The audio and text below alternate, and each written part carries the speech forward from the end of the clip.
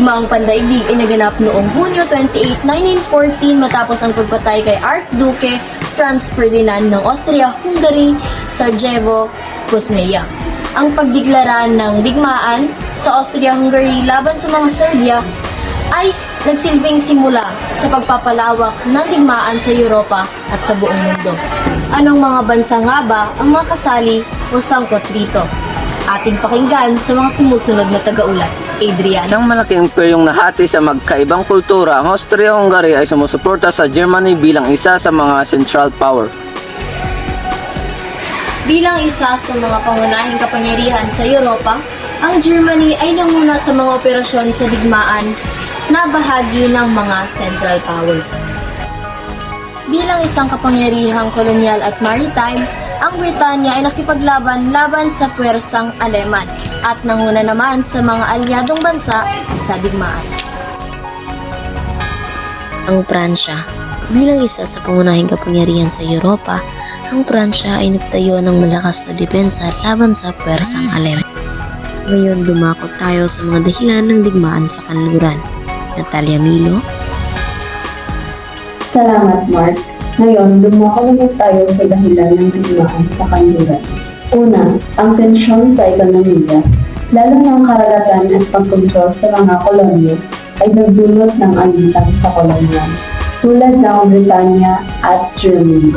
Pangalawa, ang nasyonalismo at militarismo. Ang paglaki ng nasyonalismo at militarismo sa Europa ay nagdulot ng labis na pagpapalakas ng militar ng mga bansa na nagresulta sa pagpapatayo ng mga malalakas na hukbo na handang lumaban sa digmaan. Pangatlo, mga sistema ng mga alyansa. Ang mga sistema ng mga alyansa sa Europa ay nagdulot ng pagkakabit-kabit ng mga bansa sa komplikadong kasunduan at nagpalala ng mga alitan na maaaring maging sanhi ng pagpapalawak ng digmaan. Sino nga ba ang mga mahalagang tao noong kasagsagan ng digmaan sa kanluran? Via Ramirez, sino nga ba? Salamat, Mark. Una nga ay si Kaiser Wilhelm II. Siya ay nagsilbing leader noong panahon ng digmaan at nagkaroon ng malaking influensya sa pagpapatakbo ng military operation. Ang pangalawa nga ay si Georges Clemenceau. Siya ay nagsilbing pangulo ng Prussia noong digmaan at nagsulong ng matinding pakikibaka laban sa mga Persang Aleman. Huli nga ay si David Lloyd George. Siya ay nagsilbing pangulo ng Britanya noong digmaan at tumulong sa pagpaplano at pagpapalakas ng mga operasyon ng mga alyadong puwersa. Ngayon dumako naman tayo sa mahalagang pangyayari sa digmaan sa kanluran. Una, pagsiklab ng digmaan. Naganap noong Hunyo 28, 1914 nang ang Archduke Franz Ferdinand ng Austria-Hungary ay patayin sa Sarajevo, Bosnia ng isang Serb nationalist na si Virilio Princip. Pumukaw sa mga kadena ng mga kasunduang militar sa Europa. Pangalawa, trench warfare. Ang digmaan ay nagdulot ng pagkakaroon ng labanan sa mga terya o ang mga kanal sa lupa kung saan naglagay ng mga sundalo sa panahon ng digmaan. Ang trench warfare o labanan sa mga terya ay naging pangunahing estratehiya sa mga laban sa lupa noong unang digmaang pandaigdig. Narito ang ilang mahalagang impormasyon tungkol sa trench warfare noong digmaang ito. Pagtatayo ng mga teryera. Ang mga teryera ay mga sistema ng mga kanal o mga kalsada ng lupa na pinagtambakan ng mga sandbags at iba pang mga pampalakas upang maging proteksyon laban sa mga pambansang baril, artillery at iba pang mga armas ng kaaway. Ang mga ito ay naglilingkod bilang mga sentro ng depensa at pagkalahatang base para sa mga sundalo. Ngayon, dumako naman tayo sa mga kondisyon sa mga theory. Ang buhay sa theory ay napakahirap at mapanganib. Ang mga sundalo ay nakaranas ng kawalan ng kalinisan sa pagkain.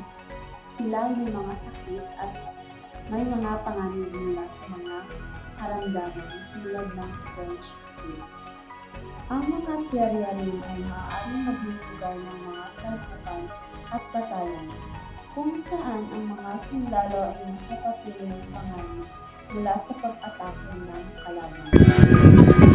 Ang technical na paglalaban ito ay terya na ang mga labanang pagtatapos ay kadalasan nangyayari sa pagitan ng pagsalakay at pagsako sa mga kabilang panig ng mga trench.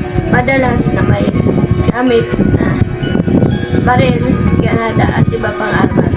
At ito ay humahantong sa mga matitinding labanan ng mga kanya-kanya sundalo at kung saan maraming buhay ang mawawala. Paggamit ng bagong teknolohiya. Sa digmaang ito, masusi ang paggamit ng mga makabagong teknolohiya ng digmaan tulad ng machine guns, artillery, at poison gas na nagdulot ng mas maraming kaguluhan at kamatay. Pagbagsak ng monarkiya. Ang digmaan sa kanluran ay nagdulot ng pagbagsak ng maraming monarkiya kasama na ang Habsburg Empire, Ottoman Empire at Imperial Germany. Ang Russian Empire ay dinahas ng digmaan at nagresulta sa pagtatatag ng isang komunista sa pamahalaan ng pamumuno ni Vladimir Lenin. Pakikilaok ng Estados Unidos.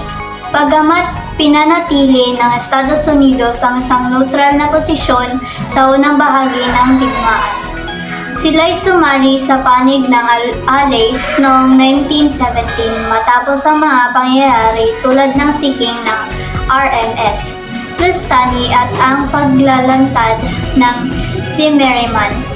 Telegram na nagpapahayag ng mga piano ng Armenia na may alyansya sa Mexico laban sa Estados Unidos. Pagtatapos ng digmaan. Ang digmaan ay natapos noong Nobyembre 1918 nang pumirma ang Alemanya ng kasunduan ng pagtigil ng putukan o armistice na nagdulot ng kaganapan sa Camp Painter.